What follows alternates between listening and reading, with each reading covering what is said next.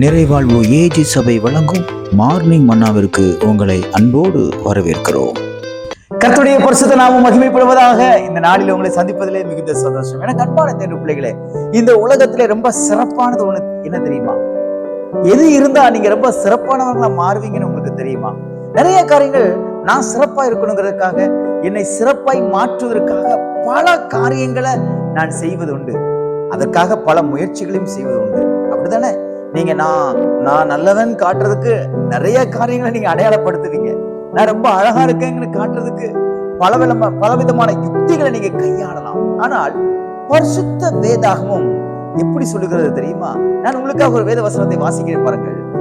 1 கொரிந்தியர் புஸ்தகம் 13ஆம் அதிகாரம் 3ஆவது வசனத்துடைய கடைசி பகுதி இப்படியாக சொல்லப்பட்டிருக்கிறது. அன்பு எனக்கு இராவிட்டால் எனக்கு பிரயோஜனம் ஒன்றுமில்லை.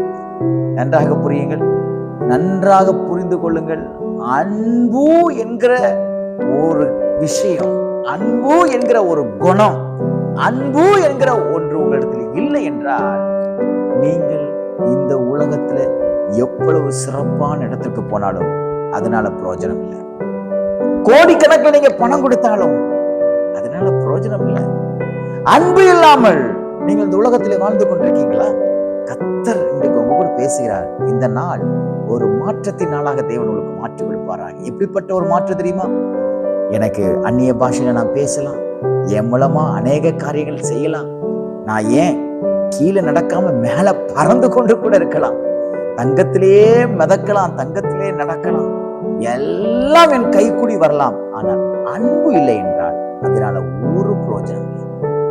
இந்த 13ஆம் அதிகாரத்துல பாப்பீங்கன்னா 12ஆம் அதிகாரமும் 14ஆம் அதிகாரமும் வரங்களை பற்றி சொல்லப்பட்டிருக்கிறது. வல்லமை வரங்களை பற்றி பவுல் அழகாக அந்த கொரிந்து சபைக்கு சொல்லுகிறார். ஆனால் இந்த காரியங்கள்ல நடுவாக 13ஆவது அதிகாரம் இருக்கிறது. இது எதை போதிக்கிறது தெரியுமா? என்ன இருந்தாலும் அன்பு உங்களுக்கு இல்லைன்னா அதனால ஒரு பிரயோஜனம் கிடையாது.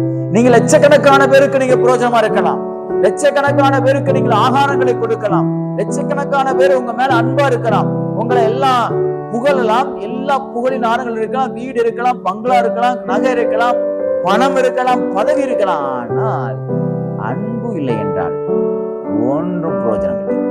இன்னைக்கு அதை மாற்றிக் கொள்வீங்களா? உங்க கேரக்டர் இன்னைக்கு சேஞ்ச் பண்ற நாள். என்னது கேரக்டர் தெரியுமா? அன்பை இனிமே உங்க வஸ்திரமாக தரித்துக் கொள்ள போறீங்க. நீங்க உங்க அன்பை நீங்க வஸ்திரமா தரித்துக் கொள்ளும் பொழுது என்ன நடக்கும் தெரியுமா? எல்லா ஜனங்களும் உங்களை பார்த்து இகழ்வதில்லை, புகழுவார்கள்.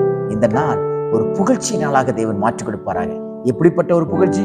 உங்களுக்குள்ளாக இருக்க அன்பை நீங்கள் வெளிப்படுத்தி அதை மற்றவர்களுக்கு பிரயோஜனமாக மாற்றும் பொழுது அது நிமித்தமாக நீங்கள் புகழப்படுவீராக. இந்த நாள் ஆண்டவர் உங்களுக்கு கொடுத்த ஒரு அன்பின் நாளாக தேவன் மாற்றிக் கொடுப்பாராக.